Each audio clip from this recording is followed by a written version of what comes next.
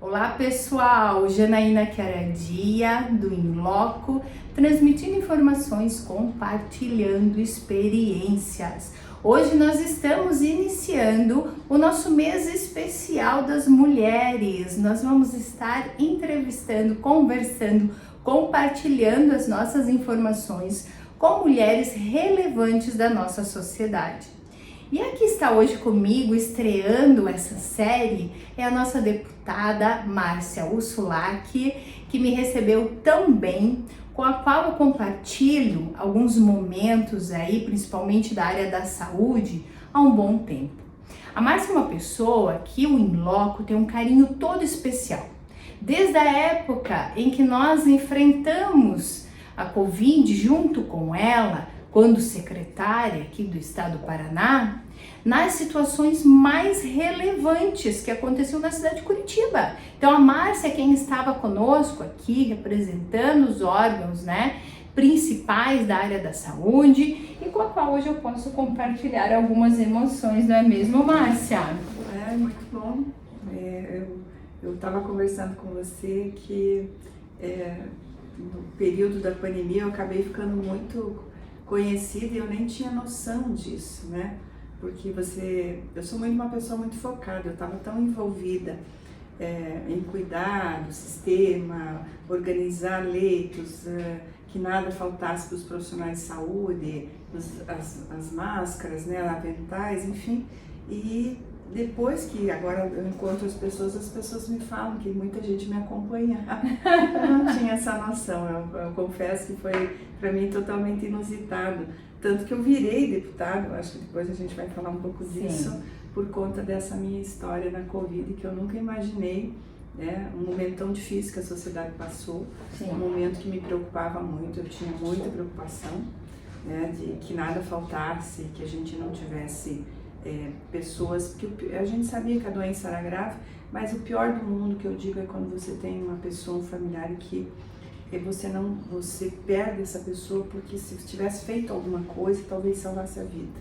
E eu tenho certeza que a gente salvou muitas vidas em Curitiba com a nossa equipe, não é só um trabalho meu, de todos os profissionais dos hospitais, porque aqui não faltou oxigênio, não faltou medicação, não faltou leito.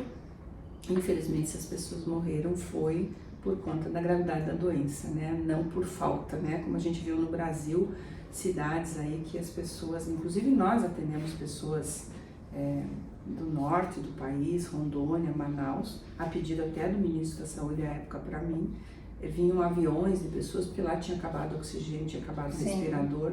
Então eu acho que eu carrego no meu peito assim uma gratidão por todo o trabalho que a gente fez e o apoio do prefeito, enfim, que a gente teve, do governador, para que o Paraná e Curitiba tivessem uma situação diferenciada nesse momento grave da sociedade. Então, para mim é tudo muito interessante ter esse momento, que aquele momento eu estava tão envolvida com aquilo que eu não olhava, a não ser, eu só lia Covid, eu estudava Covid, eu tinha reunião do comitê todo dia para discutir números, analisar, queria entender como é que as pessoas estavam, os atendimentos dos hospitais, andava nas equipes para conversar com os médicos, os enfermeiros, com toda a equipe que estava no front, Então não tinha essa noção que agora eu começo, desde que eu saí candidata, muita gente me dizendo, assim, que se espelhava em mim, inclusive nos seus municípios, muitos secretários, prefeitos, até te contei a história de uma mulher, um prefeito, que anotava minhas frases e dava para o marido, fala igual com a secretária. Então é interessante isso, no meio dessa confusão, a gente ter esse feedback positivo. E é legal porque são os frutos que acabam sendo colhidos, por tanta determinação, garra e profissionalismo. Eu gosto muito, eu sou enfermeira, todo mundo sabe, eu sou da carreira do município de Curitiba, eu falo isso com muito orgulho. E eu tenho uma história na saúde de Curitiba, tem muitos dos projetos que tem aqui, eu tenho uma participação, não é só meu, mas eu tive, assim, desde o início, implantação de central de regulação, tanto que o prefeito um dia disse para mim, assim, no começo da pandemia, Márcia, você se preparou 30 anos para enfrentar essa pandemia sem saber. Verdade. E era verdade, porque assim, Quando a gente fez a Central de Leitos em 93, fui eu que, junto com um grupo de profissionais, com o secretário na época, o prefeito era o Rafael Greca, e nós inauguramos a primeira central no Brasil em 1993, central de leitos informatizado, porque na época não tinha muito computador, não tinha celular, né? Era outra tecnologia. E a gente foi muito arrojado na época. E essa central, quando veio a Covid, salvou muitas vidas, foi determinante assim para a gente organizar o sistema. Então, o nosso prontuário eletrônico, a nossa secretária Bia Batistella, que está no momento, é ela que foi muito, a Bia é uma dentista, mas ela gosta muito de informática, né? Ela é tecnológica, eu falo. A Bia, no aplicativo Saúde Já, que nós implantamos em 2017, foi fundamental na Covid. Então, foram coisas que nós fomos fazendo sem saber que quando chegou a Covid, Curitiba tinha uma robustez, né, de apoio tecnológico, de estruturas. E eu digo que a Covid, Deus foi muito bom, porque quando nós assumimos o governo em 2017, o prefeito me convidou para ser secretária, todo mundo sabe que a gente encontrou Curitiba, voltou, né? Eu estava inclusive fora, né? Eu estava na Secretaria de Estado da Saúde à época, o prefeito me convidou para fazer plano de governo da saúde com ele, ele queria ser prefeito, e nós encontramos as unidades sem remédio, sem sabonete para lavar a mão, sabão líquido, não tinha papel higiênico, as equipes faziam vaquinha para comprar sabão líquido, porque imagina um profissional de saúde que não tem sabão líquido para lavar a mão, não tinha, as unidades estavam quebradas, não tinha remédio na prateleira das unidades. Então, se a Covid tivesse vindo lá em 17, a gente ia ter muito mais óbitos, porque a gente não estava preparado. E Deus nos deu, eu digo assim, eu sou uma pessoa que tem muita fé, Ele nos deu assim, 17, 18, 19. Eu brinco que a gente pegou, eu substituí 100% da frota do SAMU em 17 e 18. Uau! As ambulâncias estavam zeradas. E em 19, sem saber, não tinha Covid, final do ano, eu consegui um recurso de emenda e eu chamei a nossa diretoria de urgência e falei, vamos renovar os equipamentos de emergência das nossas UPAs, respiradores, monitores, macas. E até o pessoal falou, acho que não vai dar tempo, porque final do ano a gente tem uma limitação administrativa de orçamentário. Eu falei, nós vamos correr e vai dar tempo. Foi a nossa sorte, porque em dezembro de 2019 eu entreguei com o prefeito novos respiradores para as UPAs, sem saber que a Covid vinha em 2020. Monitores, macas, a gente reformulou todo o atendimento. Então, assim, a gente foi sem querer.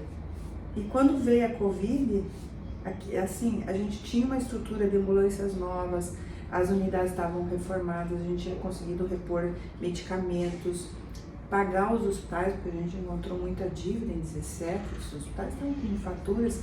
E aí, como é que o hospital se estrutura para atender se ele também está com defasagem? Sim, claro. Contratos novos, a gente tinha ampliado leitos. E eu brinco que final de 19 a gente estava assim muito feliz, porque a gente tinha atingido um patamar daquilo que a gente queria mesmo, o sistema de saúde. O sistema de saúde, ele sempre, eu digo, que nem a gente dentro de casa. Todo dia você tem que lavar a louça, arrumar a cama, limpar o banheiro, tirar o lixo. Então, assim, você começa todo dia, a saúde não termina nunca.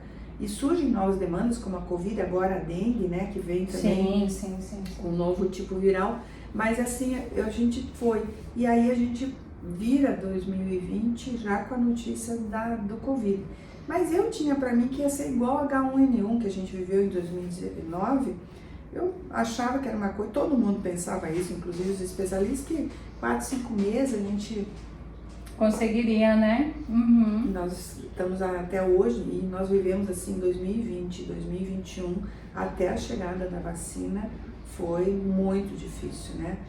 Dias assim tenebrosos. Eu não esqueço, assim, eu tenho dias na minha vida que ficaram assim na minha memória e que eu chorei muito, porque você anunciar 57 mortes por Covid num único dia é uma catástrofe, né? Mas pensar, a gente teve 8.600 óbitos, então assim, pense quantas famílias foram atingidas, muitas pacientes graves, sequelas, que pessoas que não morreram, mas têm sequelas até hoje.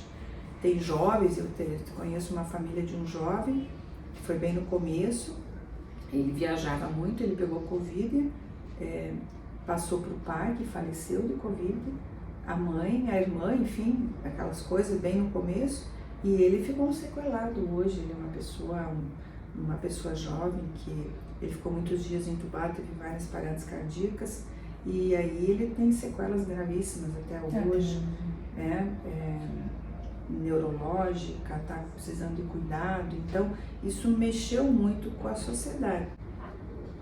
Então vamos continuar agora, deputada, porque esses desafios tão preciosos ali, enfrentados principalmente, porque desafios na área da saúde tem-se todos os dias. Eu não sou da área da saúde, estou hoje fazendo parte do Conselho Estadual da Saúde, mas como jurista que sou. Agora, pela tua formação, esses relatos foram alguns dos desafios enfrentados. E eu acredito, realmente, nós acompanhamos de perto os noticiários, né? A tua aflição em poder, né? Ao mesmo tempo que a gente tem que transmitir os dados concretos.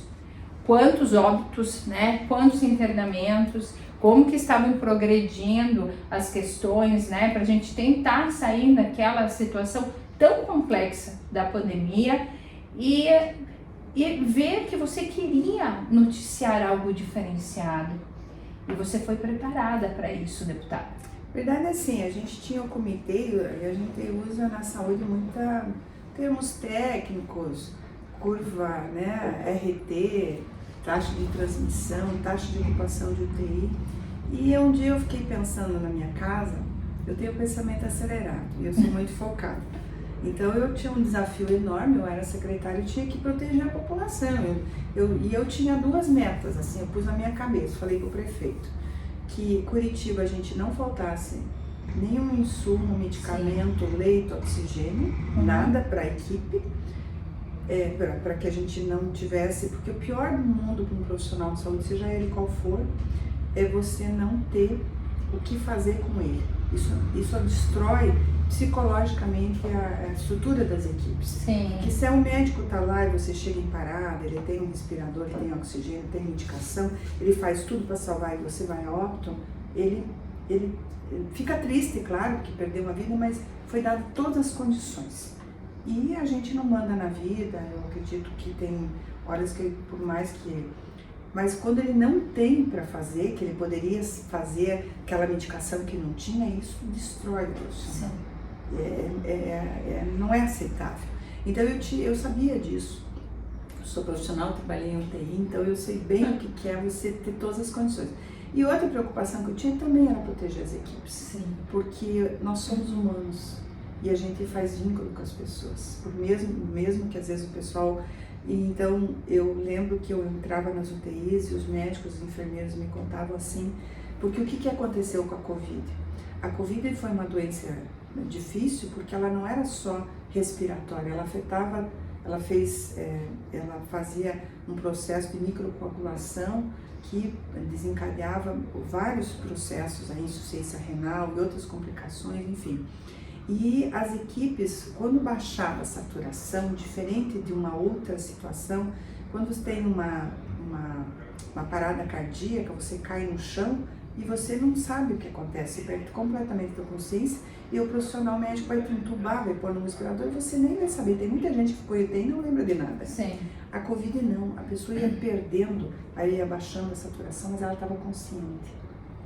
E aí o médico encostava um carrinho de emergência do teu lado e dizia assim, você quer falar com a tua família que eu vou te entubar? E nessa hora, as equipes me contavam, o médico está ali, a enfermeira preparada, o tubo, tudo, e faziam os vídeos chamados para as famílias, para dizer, olha, eu estou indo para o tubo, o médico explicava para a família, e daí às vezes as pessoas sabiam que não voltaria. Então era marido pedindo perdão para a esposa. E você vivencia isso e depois essa pessoa vai a óbito. Eu vou me emocionar agora. Filho pedindo perdão para pai. Marido dando senha para a esposa, dizendo que tinha uma poupança que a esposa nem sabia. E daí vai a óbito esse senhor que você viu, você chorou junto com ele ali na despedida. que era uma despedida pro tubo. Você lutou com ele, Você né? lutou, o profissional de saúde luta, nenhum profissional de saúde quer perder ninguém, ele vai, né? Eu sei porque eu já trabalhei em UTI, a gente não desiste de uma massagem, de tudo que pode fazer. Então, a gente também precisava proteger um profissional de saúde. Então, todas as vezes, e eu um dia fiquei pensando, o povo não vai entender. Nós usamos linguagem muito técnica no começo das entrevistas, ninguém entendia nada, vírus, as fake news, e um dia eu comecei a procurar no meu computador de noite, assim, no final de semana, vasculhar, e eu inventei a bandeira de Curitiba, que ela ficou famosa, Sim. né?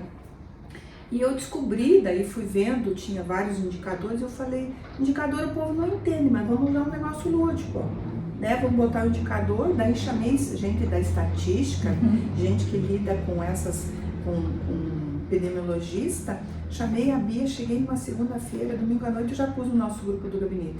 Gente, nós vamos fazer um negócio aqui. Fui eu que inventei a bandeira. E daí eu descobri que o Rio Grande do Sul tinha feito.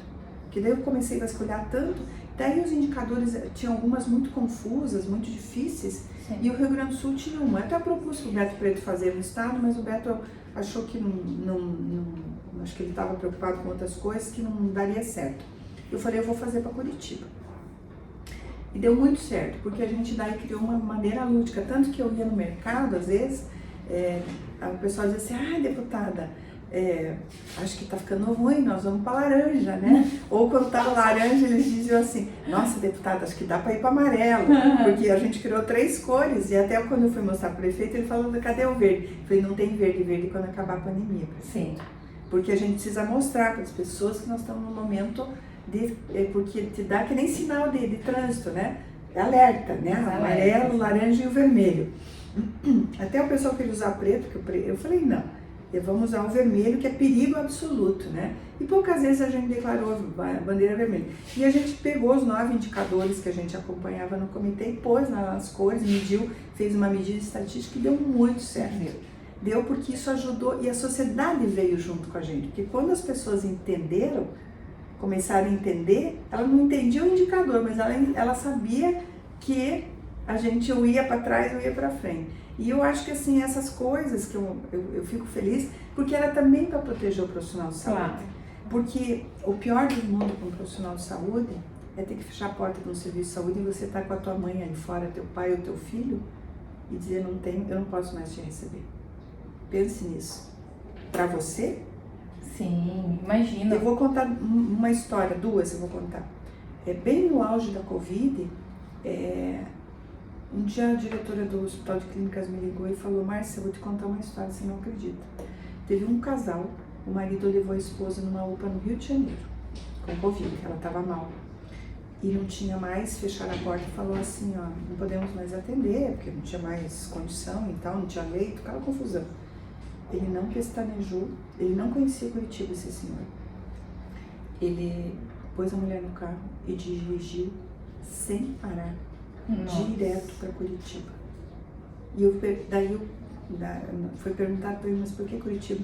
Ele falou assim, porque a gente via as entrevistas e tal, e ele falou, lá as coisas funcionam, é lá que eu vou. Ele não conhecia Curitiba. E ele foi direto, o Hospital de Clínica, essa mulher chegou, foi entubada, ficou no UTI. Não morreu, felizmente conseguiu recuperar. Nós tivemos 2 casos desse, uma outra filha com a mãe, a mesma coisa no Rio de Janeiro. Chegou, estava colapsado o sistema, ela botou a mão no carro e veio direto. Olha, a referência, né, Márcia? Então, assim, e eu lembro bem o dia que o ministro da Saúde, em janeiro de 2021, quando entrou a Delta em Manaus ali, que faltou oxigênio, todo mundo viu isso, era um sábado, meia-noite, quase meia-noite, o ministro da Saúde me liga. Na época era o Pazuello e falou, secretário, eu preciso muito da sua ajuda. As pessoas estão morrendo em Manaus e eu vou despachar aviões para Curitiba. Eu preciso que a senhora acolha. Eu sei que a senhora tem leito, que a senhora tem oxigênio. E nós acolhemos mais de 100 pacientes que vinham graves lá de Manaus, de Rondônia, depois acabou vindo de Rondônia, vinham aviões da FAB, né? Nós montamos toda uma logística em Curitiba para recebê-los no aeroporto com o SAMU e levando para o hospital. Desse grupo, apenas um faleceu. Olha. Então, assim, a gente não só de curitibanos, mas como... E assim, o nosso trabalho em Curitiba reverberou em muitos municípios do Paraná, porque eu sei que muitos usaram os nossos protocolos, as nossas condutas, acompanhavam a gente. Eu tenho até um secretário que eu brinquei, que ele era do interior, ele ligava para mim, a gente fez um grupo de secretários no Paraná, nós tínhamos um grupo G10 Covid, dos 10 maiores municípios, dos secretários municipais, e daí eles brincavam, porque às vezes no interior o prefeito tem muita dificuldade, porque foi feito muito uso político da Covid também. Sim, também. Então, 2020 tinha eleição para prefeito, então se o prefeito fosse fechar alguma coisa ou fosse restringir, você sabe também, teve a polarização política, tinha a turma que queria que fechasse tudo, que não era bem assim, e tinha a turma que queria liberasse tudo. Eu tive reuniões até com profissionais de saúde, disseram para mim, Márcia, solta tudo, deixa todo mundo viver a vida normal e quem morre, quem tem que morrer. Uau. E eu disse só para essa pessoa, e se for a sua mãe, seu pai, seu filho, sua esposa? Você vai dizer isso para mim? É uma questão de responsabilidade social. Porque assim, do jeito que a doença estava, eu não queria que meus pais, alguém da minha família, meus irmãos, meu filho, alguém, meu marido, enfim. Então, assim, eu um dia disse para o prefeito, não é nem para cá, nem para cá, nós vamos achar um caminho do meio. E o meu caminho do meio foi a minha bandeira. Sim. Porque daí a gente media aqui e quando os profissionais, eu percebia, um dia uma médica, um domingo à noite, me ligou, ela tinha saído da UPA Boqueirão. E ela falou, chorando. Ela tinha ficado 12 horas de plantão lá na UPA, de manhã, o dia inteiro, das 7. E ela passou naquele bar que era famoso, que eu briguei muito ali no centro, no Batel, que tinha aquele shopping hour ali, que tinha uns barzinhos cheios de jovens lá. E a gente ia com a polícia e tal, e dava multa e eles continuavam lá. E um dia ela passou por ali, porque ela mora aqui no Champanhar por ali, e ela me disse assim, Márcia, eu vou desistir. Eu não vejo a minha mãe, que é idosa, a minha filha praticamente eu não vejo, porque ela tinha uma menina pequena. Ela falou, procuro me cuidar. Hoje eu entubei 12 pacientes graves na UPA, 12. E a sociedade não está entendendo o nosso esforço. Uhum. Então, assim, tanto que eu disse, ela chorava muito, ela estava muito irritada, né? Porque você vê 12 famílias despedaçadas, alguns desses não voltaram, e ao mesmo tempo a sociedade não percebendo esse movimento. Eu tinha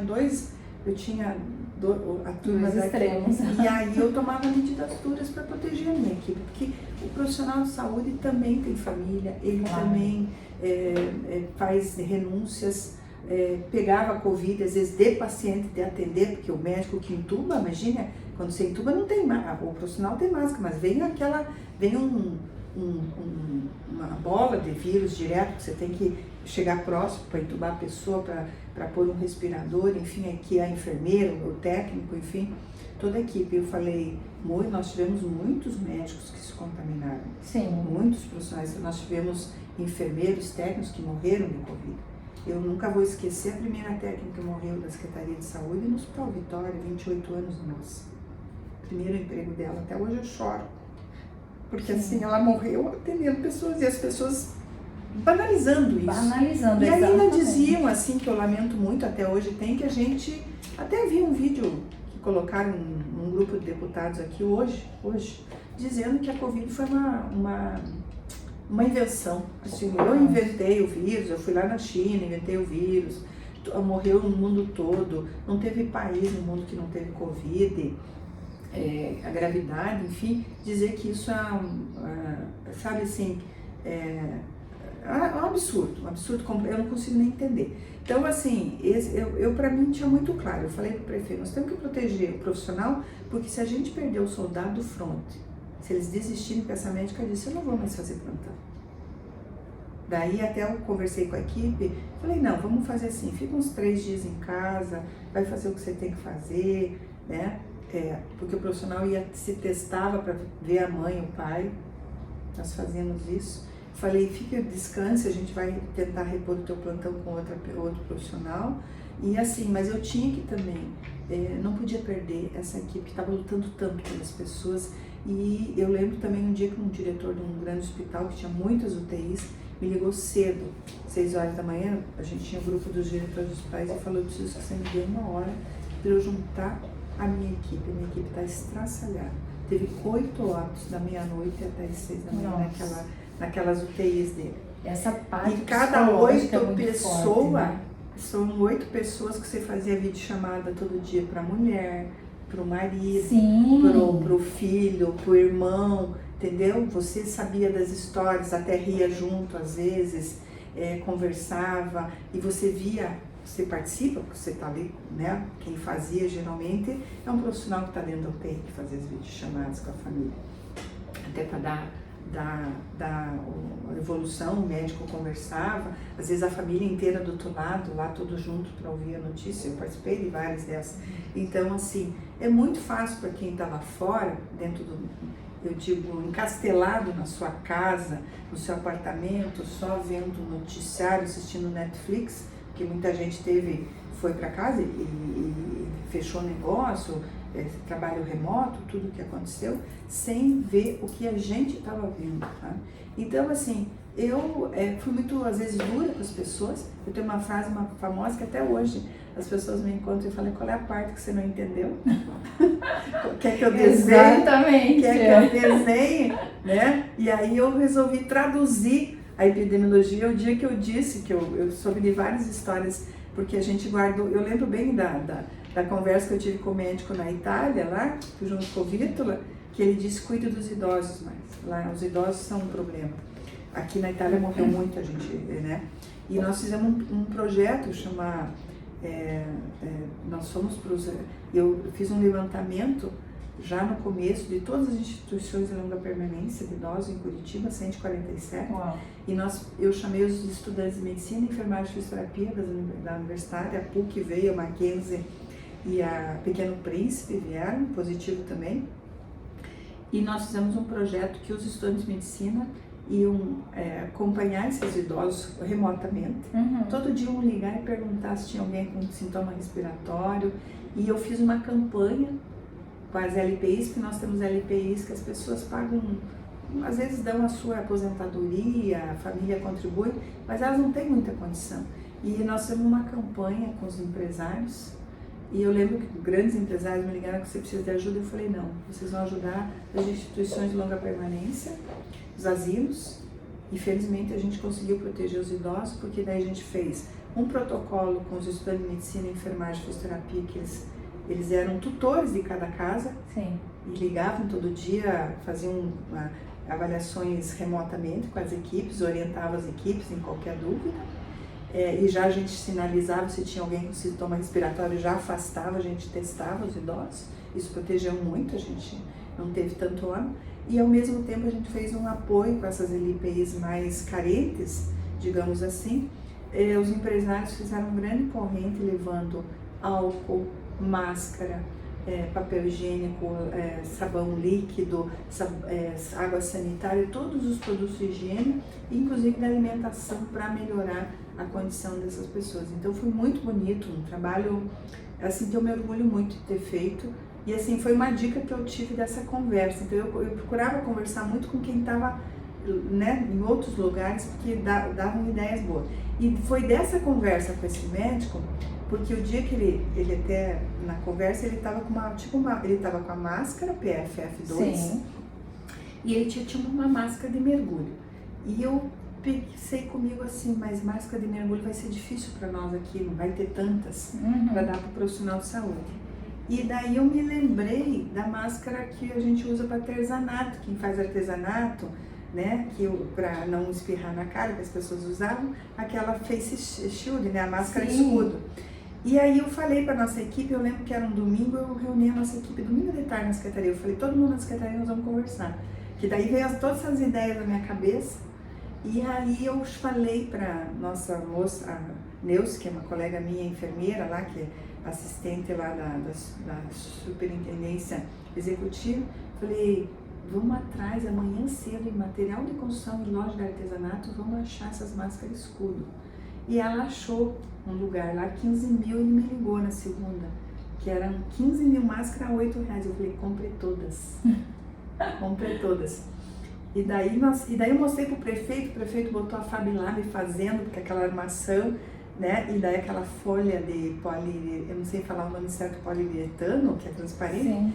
E foi muito interessante, quando eu entreguei para nossas equipes, que eles já tinham a máscara a máscara cirúrgica, a máscara PFF, os aventais. A gente comprou aventais até o recomendado. Eu lembro bem que a Bia era superintendente, eu falei, vamos comprar o mais grosso possível para proteger bem, porque eu me preocupava muito que não faltasse EPI, máscara, porque eu sei que lugares faltou máscara para os profissionais de saúde, faltou avental, faltou... Falei, não pode faltar nada, nós temos que ter o nosso profissional assim 100% protegido.